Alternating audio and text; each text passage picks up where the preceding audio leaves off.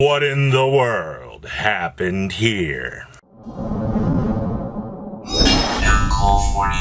Make sure you guys smash the living crap out of that subscribe button so you guys don't miss out on more content. So we're going to start off talking about Visus Amritara.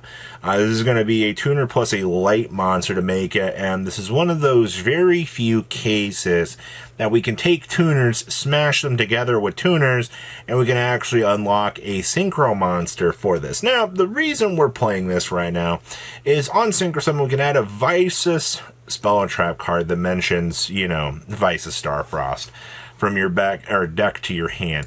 You guys might remember a certain card called Manadium Reframing, which is, you guessed it, an actual negate for this deck.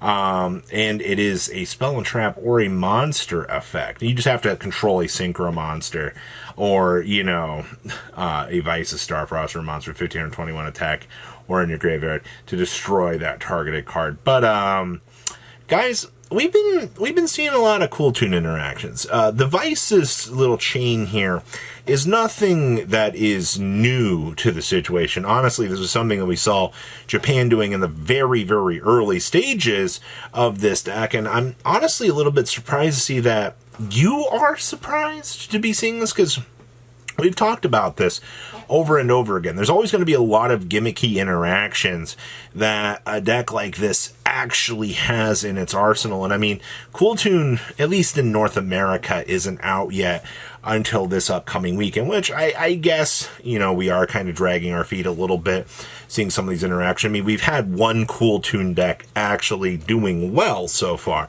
It doesn't mean that that is the supreme way to play the deck. So we'll see where this goes. I think that the Visus interaction is very good for Manadium Reframing. I'm just surprised that people are surprised about this. As you're heading into the holiday season, I got to remind all of you guys that if you are looking for a computer chair, eWin is going to be the chair that you're going to want for your gaming experience. Here, take a look at this. These armrests, they come off perfectly exchangeable and adjustable for any experience that you would need. And if you're worried about your weight class, don't worry. The Flash XL series that they have can sustain up to 500 pounds from the top all the way down here to the bottom, where you are able to see the technology that they have for the legs. And we have quite the selection of eWin chairs for our gaming experience that we have out here in our office. And trust me, any experience that you are going to need to be able to handle this. Also, take a look at the finer details on this chair. All right, there is 100% reclinable.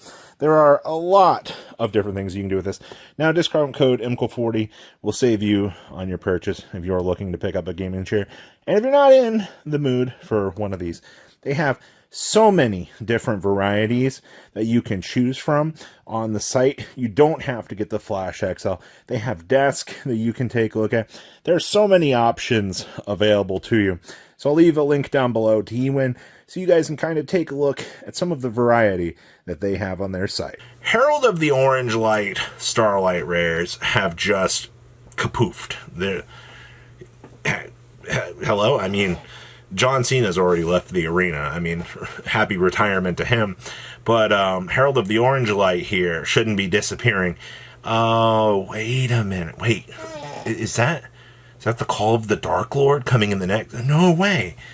We have multiple Herald of Orange Lights that we can use on our side of the game? No way. Surprise me. Yeah, so people, the fact that these cards are on 8 listings right now, and honestly, they're hitting like $50 a copy of this. Let's remind ourselves here that Madolche has played this. We've seen this see play in Melodious. All right. Any other fairy deck that you can think of under the sun has also looked at Herald of Orange Light. And now you've got the Dark Lords coming in, which, by the way, Dark Lords can also play Gem Knights with the deck because you have Neprim, who generically kind of slots into the deck, which also means that Herald of Orange Light technically works with Gem Knights as well. This is This is one big giant cluster pile of cardboardery that just works out. And you know, we talk about cards that, you know, we talk about the use of hand traps and how these cards act in such very powerful ways, and how, you know, a generic card can actually change the tide of the game. Also, for what 100% that it matters, Herald of Orange Light is actually a tuner monster. So, I mean, I guess you've also got the interaction with that you could take advantage of, but either way, alright, it is time to give this a major consideration. Ellen Grisu! Oh my! So, the Starlight for Ellen Grisu. Alright, we're just going to say the Orcust Mech Knight. This guy has just pretty much left the building. We're down to 4 listings on this. And I think that the final nail in the coffin for people to go pick up Orcust cards was actually the reprint for the Zombie Vampire. I actually am... Konami reprinting Zombie Vampire in the upcoming Charmer Structure deck pretty much just told people, hey, you can actually just lock in with Zombie Vampire and you'll be fine. Now, the reason why I bring this up, Zombie Vampire has been one of the go-to Orcust cards. Like, Orcust has enjoyed Zombie Vampire for so long because he's the card that basically allows you to bridge into these packages. Honestly, anything that can facilitate milling is going to be a good friend of the Zombie Vampire. You know, tier elements, the Orcust Mech Knight himself. So when Konami goes, hey, you know, we're not going to tell you we're not going to do anything about this, but we're going to reprint this in an upcoming product, which just basically tells you that you can go pick up Orcust at this point. Orcust itself hasn't really done anything on the competitive side of the game for a little while, but it doesn't mean that it's not a relevant deck, to say the least. I can tell you, watching Orcust kind of go does feel kind of bad. It's a matchup that you don't really want to play against all that much, but this is what in the world's happened here, and because of the Zombie Vampire promotion, you're seeing everybody kind of getting excited and going, oh boy, you know, I can go pick up my Orcust cards. Yep. Great time indeed. Now, this one I have no explanation for. Ojama Trio. Every one of these other Starlight rares that I've seen from Monster Mayhem has some sort of actual discussion for it, and it's usually going to be tied into some sort of future promotion for the game. Right now, Ojama Trio, the only purpose I could think for this is older format application. And even so, the listings aren't even too terribly low on it. It's got 9 listings for the Starlight rare. And honestly, Monster Mayhem is... I'm not going to say that it's turning into the Dragon Master Magia set, because I don't think that's an appropriate thing. But I think that we're getting to the point now that, you know, what has it been? 6 months now after this set's release, people are starting to look back at some of these Starlight rares and, you know, the amount of people that haven't actually picked up. And also, you gotta remember, Monster Mayhem also has the new Dragon Maid stuff. It's got the Gem Knight stuff. You know, Genesis is trying to do a point adjustment later this week on shifting down some of the values on some of these themes in here. And then you've got things like, you know, upcoming meta decks like Gem Knights that interact with Dark Lords. You know, the chibi cards aren't exactly the most exciting thing in the world, sure, but the thing was, though, even like the chibis are starting to get really low in some of these listings. So it's not just 1 to 2 things in this set.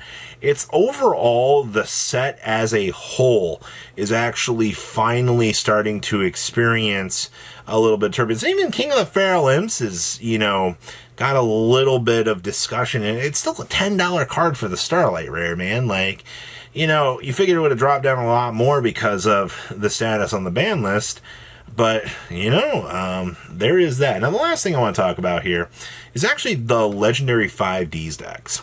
So this has been something that we have been following very, very carefully. Right now, the Legendary 5Ds decks you can actually get for $28.04 as of filming this morning. We are now below the $32 price point that these are supposed to go for MSRP. Does that mean that, the product is failing? No. We are at the point right now where people are fire selling this product like crazy.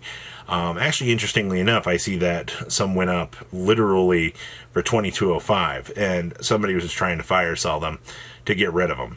I think at this point, people, that if there was a time to want to look at this product, I think you're going to come back to this product in a year from now, and you're going to just be shocked if they don't actually do a reprint to keep this value down, because these are turning over very, very quickly at the $28 mark. Just, within a day or so. I don't know. We'll have to wait and see, but we've reached a surplus here where people want to pull out their money. They want their income back, and they are spinning this around very, very quickly. So if there is something to watch, it is right now with this stuff, because it is an interesting time, to say the least, for this. But, I mean, you need 3 of them to play the game, and it does actually help out quite a lot. So, what do you guys kind of think about everything here? Please, leave a comment down below. Tell me what you guys think. I'll see your beautiful faces back here in a day, guys. Patrons, thank you.